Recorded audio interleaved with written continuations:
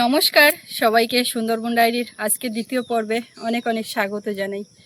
এখন দুপুরবেলা রান্না বান্না করছিলাম, আজকে রান্নার ফাঁকে চান করে নিলাম, নিয়ে আর এই রাস্তার উপরে এসছি। ওর বাবা আসতে নাকি দেখার জন্য ফোন করেছি, বলে এই যাচ্ছি, আসলে পরে সব খাওয়া দাওয়া করবো, এখনও খাইনি, ওর জন্যই অপেক্ষা করছি।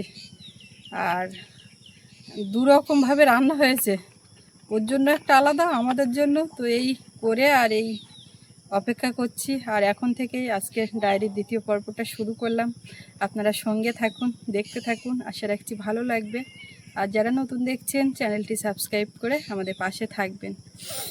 নদী রাস্তাটা বেশ শুকনো আছে, কালকে বৃষ্টি হয়েছিল, আজকে একদম শুকনো ঠনঠনে, গাড়ি নিয়ে আসতে পারবে। কালকে তো হেঁটে গেছিলো বিকেলবেলাটা, আর সকালবেলা নিয়ে গেছিলো, নিয়ে আসতে পারিনি, বৃষ্টি হয়েছিল। আজকে নিয়ে আসতে পারবে এখন। এই এক সমস্যা এই রাস্তা, এই যে ক বছর আছি আপনারা আমাদের এই সমস্যার কথা শুনেই যাচ্ছেন, কিন্তু উপায় নেই। এই রাস্তা যে মানে আপনারা হয়তো অনেকে বলবেন যে সরকারিভাবে করে না বা হচ্ছে না, এরকম একটা ব্যাপার, কিন্তু কেন যে হচ্ছে না কী কারণ সেটা বলতে পারবো না অতটা।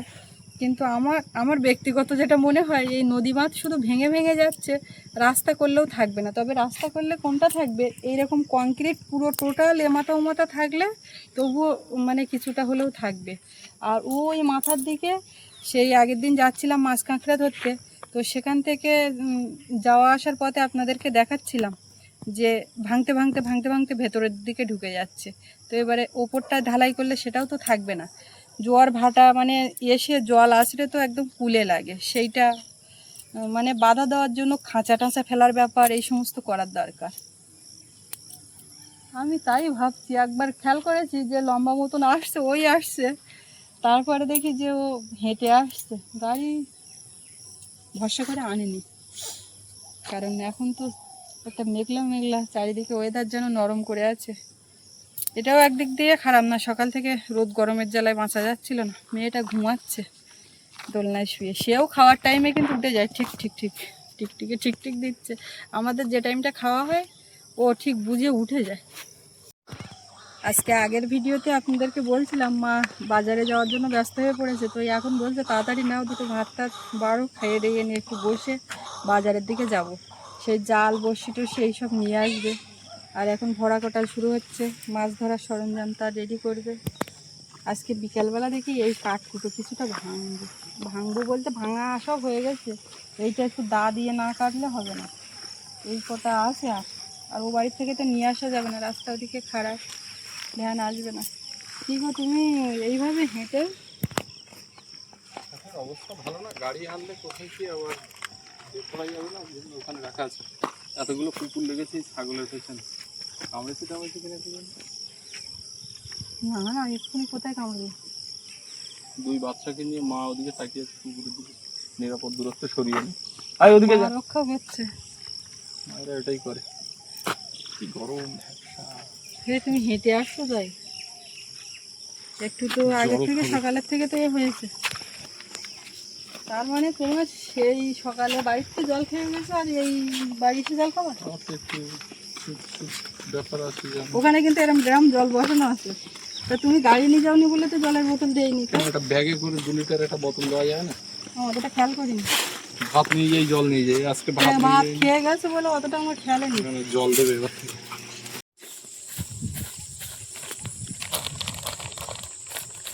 বাড়ি এসছে জল আর একটু আম কেটে দিয়েছি, আম কেটে রেখেছিলাম, এই সাদা গেঞ্জি পরে গেছিলো সেটা একটু দিয়ে দিই।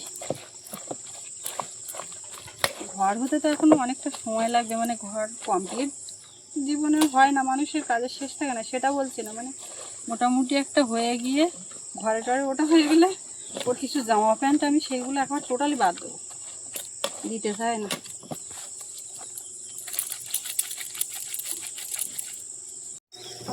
এর সাথে একটা লিকুইড দেয়, সেটা শেষ হয়ে গেছে।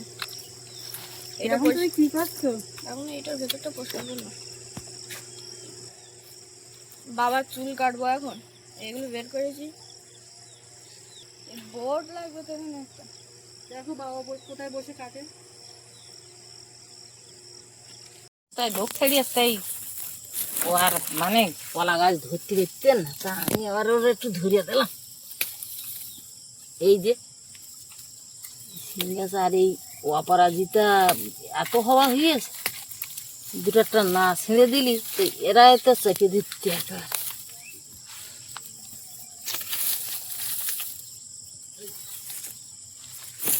এই যে ওল ছিল ওই সময় গরমের সময় ওল ধুয়ে এলাম, দুটা ওলের মুখে এখানে ভেঙে পুরোলো, তা আমি গোটো বাটা গুলি রুই এলাম, তা মাটির তলায় যেগুলো ঢুকে গিয়ে সেইগুলো আবার এই বাড়ি আবার ওল গাছিয়ে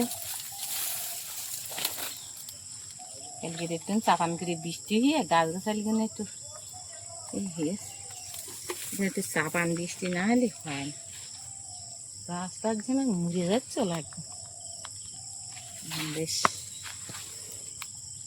একটু সবারও দরকার ছিল বৃষ্টি না। সজনে গাছের ডাল একটা কাটিয়ে এখানে বসিয়ে দিলাম, তা পাতা তাও সিম গাছটায় ডোক ছেড়েছে, এখানে একটা পালার কুচি দেওয়ার দরকার, নাহলে তো এরা পালায় উঠতে পারবে না। শীত যায় কিনা বসিয়ে দিই।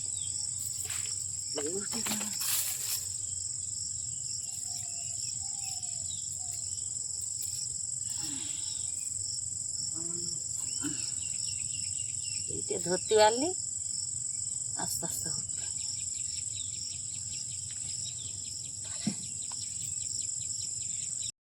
এটা কি গো, মা ঘুম ভেঙে গেছে, সোনামার ঘুমটা ভেঙে গেছে, উঠবা?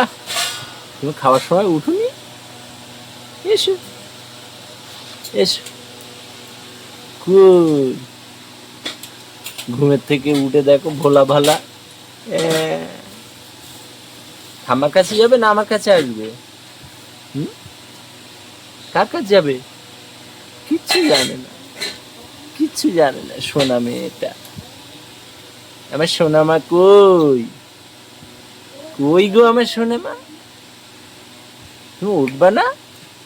হাতে কি, কি হাতে? হ্যাঁ কে উঠেছে? ভাত খাবে কে?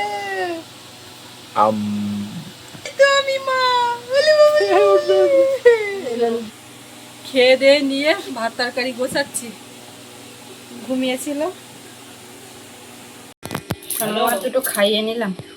আর এর মধ্যে আমাদের বাড়িতে একজন ভাই এসছে আমাদের, তো ভাত খাওয়ার কথা বললাম তো খাবে না, একটু ফল কাটছি, ফল বলতে এই আম কলা আছে একটু দিই। আর মা ওদিকে তো রেডি হয়ে বেরোচ্ছে। ও মা,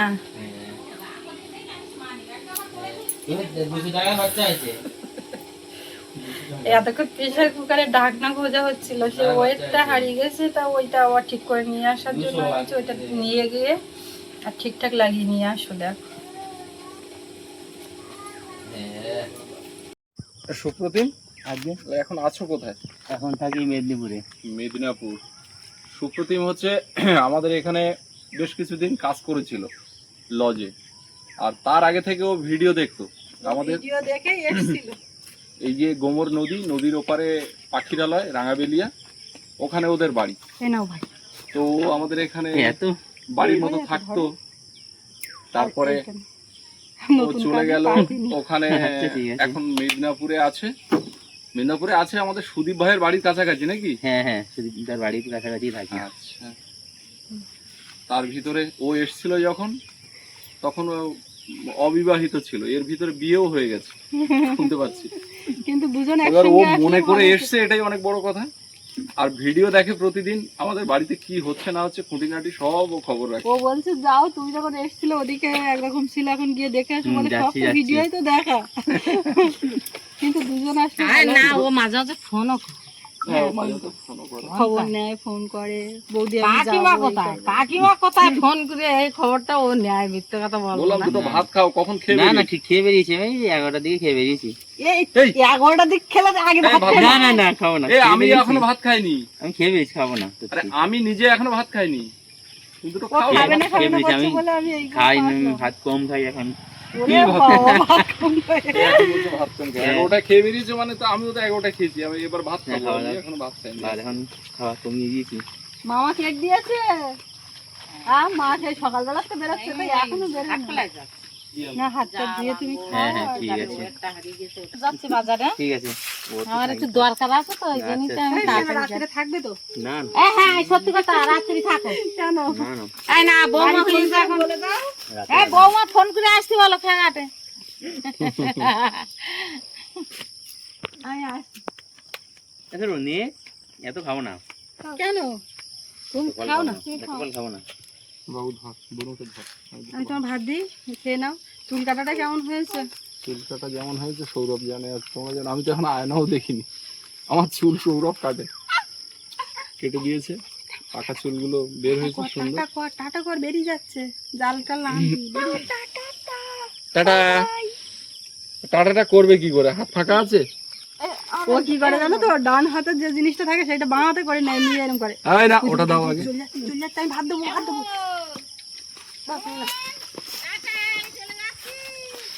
টাটা করো, টাটা করো। ওর মন খারাপ হয়ে গেছে আমার যাওয়া দিকে, ও টাটা দেবে না। অন্য কারো হলে দিত, আমার টাটা দেবে না, আমার মন খারাপ হয়ে গেছে।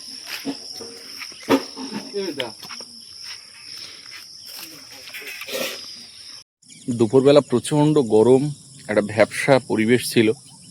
ভাবছিলাম বোধহয় বৃষ্টি হবে, গত পরশু বা তার আগের দিন যেভাবে বৃষ্টি হয়েছে, আজকে সেই বৃষ্টিটা হলো না। ওয়েদার কেটে গেল, এখন আকাশ বেশ পরিষ্কার লাগছে, মনে হচ্ছে আর আজকে বৃষ্টি হওয়ার সম্ভাবনাই নেই। সূর্যটা পশ্চিমে ঢলে পড়েছে, আর নদীটা একেবারে শান্ত, হালকা হালকা জোয়ার লেগেছে। ভরা কোটাল শুরু হয়েছে, গতকাল গেছে একাদশী, আজকে দ্বাদশীর জোয়ার। মাছ ধরার সময়ও হয়ে গেছে, আর মা তড়িঘড়ি করে খাওয়া দাওয়া করে বেরিয়ে গেল বাজারের দিকে। মাছ ধরারই কিছু সরঞ্জাম কিনবে হয়তো, বললো যে আমি দোকান থেকে নিয়ে আসছি, তুই টাকা দিয়ে দিস। তো কি আনছে দেখা যাক, আসবে একটু পরে। আর আমার সামনের পরিবেশটা দেখুন, একটু জুম করে দেখাই, কতগুলো দাঁড়িয়ে আছে দেখুন। সামনে যেটা দাঁড়িয়ে আছে পাশাপাশি দুটো, আর পেছনে তো দুটো আছে। এদিকে দেখুন, আর একটু সন্ধ্যা হলে আরও কিছু সামনে এসে দাঁড়াবে। এরা সব যাবে হলদিয়া বন্দরের দিকে। এখন জোয়ার হচ্ছে, বাঁ দিক দিয়ে জলের স্রোতটা ডান দিকে চলে যাচ্ছে, যে কারণে ওই স্রোতের বিপরীতে ইঞ্জিন চালালে তেল খরচ বেশি হয় বলে ওরা যখন যেদিকে যায়, জোয়ার ভাটার স্রোত যেদিকে যাবে সেই দিকে ততক্ষণ ইঞ্জিন চালাবে, তা না হলে স্টপ করে রাখবে। এরা সব যাবে বাঁ দিকে, যে কারণে স্টপ করে বসে আছে। কালো মেঘে ছেয়েছিল আকাশ, বেলা গড়াতে গড়াতে আকাশ একদম পরিষ্কার হয়ে গেছে। সৌরভ ক্রিকেট খেলছে মাঠে। ওদিকে বাড়ির কাজকর্ম কি হচ্ছে বেশ কয়েকদিন আপনাদেরকে দেখাই না, একটুখানি দেখাবো আগামীকাল। বেশ কিছু কাজ এগোচ্ছে, তো কতদূর কি এগোচ্ছে সেটা কালকে কিছুটা ভিডিও করে আপনাদেরকে দেখাবো। আসলে এই প্রথম ছাদ পড়া পর্যন্ত নিচে এত কাজ যে কাজ মোটে শেষ হচ্ছে না। আর প্রচুর গরম পড়ার কারণে যারা কাজ করছে তারাও যে ওভারটাইম কাজ করবে সেটাও করে উঠতে পারছে না।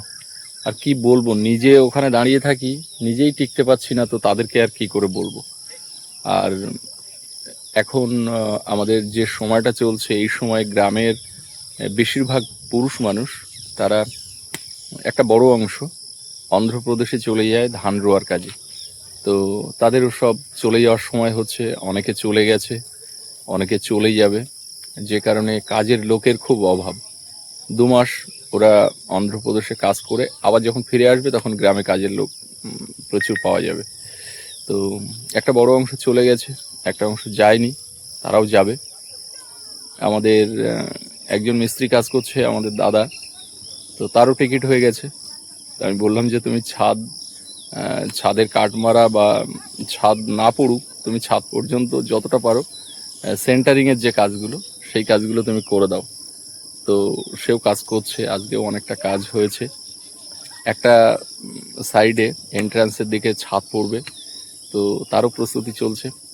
মানে পুরো ছাদটা না, একটা কাটা ছাদ আছে, তো কাজ চলছে। দেখা যাক কতদিন লাগে। ভালো বাড়িতে বাস করতে গেলে ভালো রকম পরিশ্রমও করতে হবে এবং ধৈর্যও ধরতে হবে। আর সত্যি কথা বলতে বর্ষা কাদায় আমাদের এখানে বসবাস করার ক্ষেত্রে অনেক দুর্ভোগ, আপনারা সেটা দেখেওছেন। আর এই যে ঘরটাতে বাস করছি, সত্যি বলতে এই ঘরটা বাসযোগ্য না। তবুও কিছু করার নেই, বাস করতেও হচ্ছে ওখানে যাওয়া পর্যন্ত।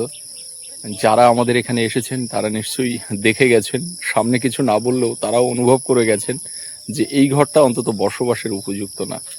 কিন্তু কি আর করার, সহ্য ধৈর্য সবটাই করে যাচ্ছি। দেখা যাক কবে এখান থেকে আমরা যেতে পারি। আর দাঁড়াবো না, এবার একটু বিনা পানির দিকে যাব। ওখান থেকে প্রতিদিনের রুটিন, গিয়ে আবার নতুন বাড়ির ওখানে গিয়ে বর্ষা মাচাতে, ওখানে আরও সঙ্গী সাথীরা জুটে যায়, ওখানে বসে একটু সময় কাটিয়ে ওই 9টা সাড়ে 9টা রাত্রি, কখনো 10টা বাড়িতে আসবো।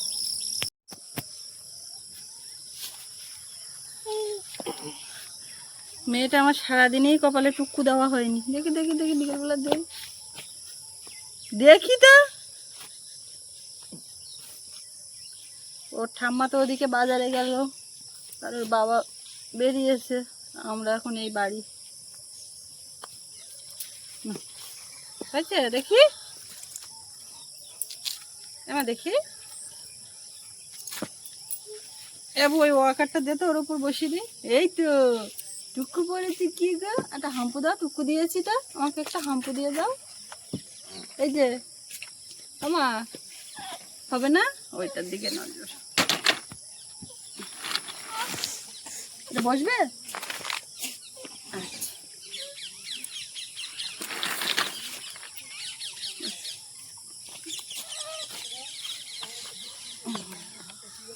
হাঁটো, বাবু সামনে একটা কিছু দাও। এই যে ব্যাট না,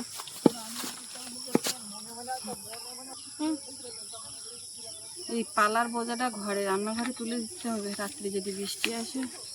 ওকে কাঠ ভাঙবো বলেছিলাম। বাবু বনুর ধারে বসবে না, খেলতে যাচ্ছ? তাহলে আর কি করে হবে? এই বোঝাটা তুলে তুলে তাও বৃষ্টি আসলে কালকে রান্না করা যাবে। আর ওই কাঠগুলো ভিজে গেছে আগের দিনই বর্ষায়, যে কটা আছে তুলবো বলছিলাম। যাও যাও যাও, চলো হাঁটো, পা ফেলো। কি করছো?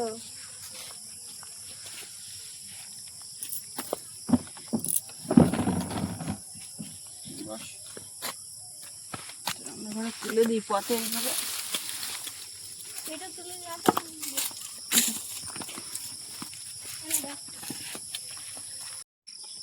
কি কি আমি হাত দেবো না, এখানটায় হাত দেবো না। এটা কি দেবো তো, হাত দেবো না। 7 তারিখে গেছে, 7 তারিখ। আচ্ছা, তো কোনো অসুবিধা নেই, সবাই ভালো আছে? नहीं कोई तकलीफ नहीं हुए। तो जाने का टाइम हम जब ट्रेनिंग में बस से उतरे वही टाइम आपका फोन आया पूरा, तो हम उठा नहीं सका। फिर बाद में हम ट्रेन में बैठ के हम फोन किया तो लड़का उठाया था, बेटा आपका। हाँ, तो मम्मी लगता फोन करी थी, हमने चलती थी भीड़ में, हम नहीं उठा सकी। फिर फोन से बोला माँ के दे दो, हम लोग रहने दो, हम बाद में करेगा। नहीं उठाई, फिर घर में आके भी किया। छोटा बच्चा लेके परेशान रहती। ठीक है, ঠিক আছে, ओके, ভালো থাকবেন, পরে আবার কথা হবে। ठीक है, ठीक है। আচ্ছা, এই যে কদিন আগে এসেছিলেন আন্দামান থেকে ওদের যে দিদিভাই, উনিই ফোন করেছে। সেই পৌঁছানোর পরে একবার ফোন করেছিল, পথে সৌরভ ধরেছিল বোধহয়, ফোনটা কথা হয়েছে। আর আমি এখন এই ঘরে গেলাম, এই ফোনটা ওই ইয়ে হয়ে গেল কি করে, সাইলেন্ট হয়ে গেল কি করে, কোনো সাউন্ড হচ্ছে না। আমি দেখতে পেলাম তো এই নাম্বারটা, আমার ফোন নাম্বারটা জানে না, মানে সবার কাছে তো নেই। ওই দিদিভাই জোগাড় করে আর ওই ফোন করেছিলেন, ওই জন্য এই ফোনে আসলো। না হলে তো মানে ভিডিওতে যে ফোন নাম্বার দেওয়া সেটা তো বাবার কাছেই থাকে। তো যাক, ভালোভাবে পৌঁছে গেছেন, কথা বলে ভালো লাগলো। আর এদিকে দুই ভাই বোন মুখোমুখি বসেছে, কি হাসি হচ্ছে আমি শুধু শুনছি। এক জেঠিমা যাচ্ছে, ডাকো।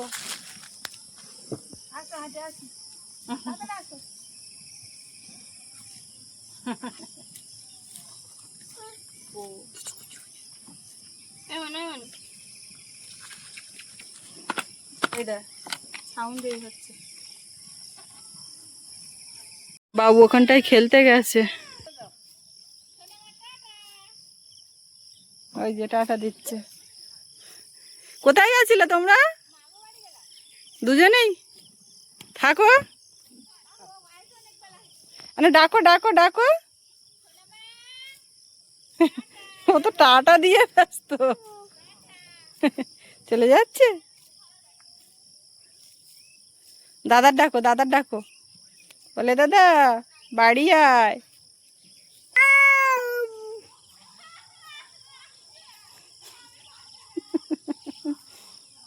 ডাকো ডাকো, হাত দিয়ে ডাকো। এবার তোমার হাত কই?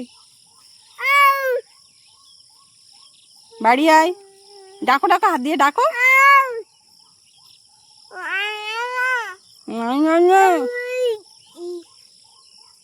ডাকো, কিভাবে ডাকতে হয়?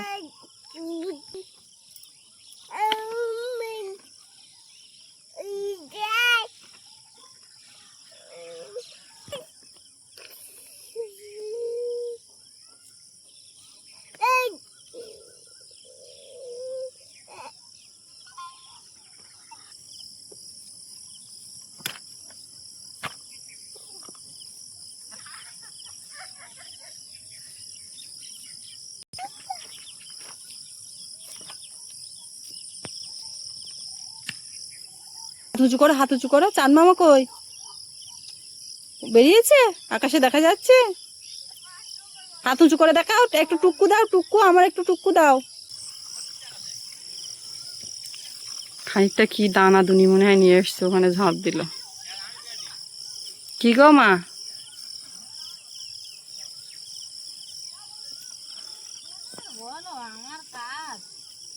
এ মা, ঠাম্মা কি নিয়ে এসছে? এবার ওই দিক তাকাচ্ছে। হ্যাঁ, ও তো বেরিয়ে গেল।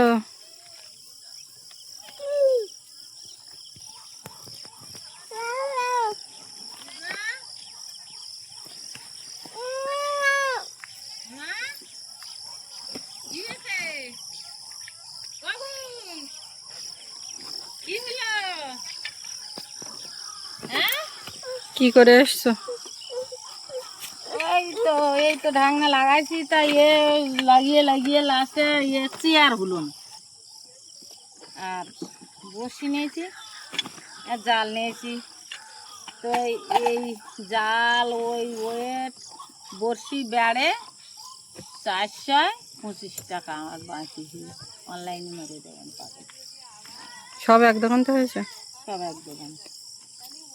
ও এটা কত নিয়েছে? 100 হ্যাঁ, 100 টাকা। আর এই জাল আনতে গেছে, জাল কালকে সন্ধ্যেবেলা ঢুকছে। জাল একটা নিয়ে আইছি, এটা 450 হয়েছে। আর একটা আনতে বলেছি 4 আঙুল ফাঁসা, সেইটা আনলি ওই পশুর দিন যাতে বলে। কত ফাঁসে? এটা 2 আঙুল ফাঁস। নদীর জন্য না মাঠের জন্য? নদী।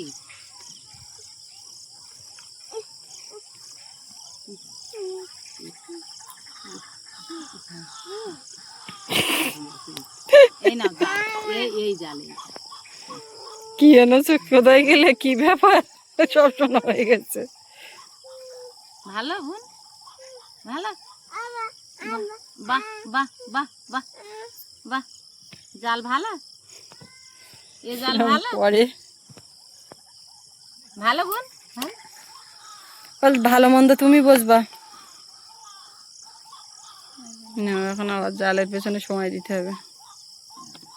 আজকে এই পর্বটাও আর দীর্ঘ করব না, এখানে শেষ করব। তো কেমন লাগলো কমেন্টে জানাবেন।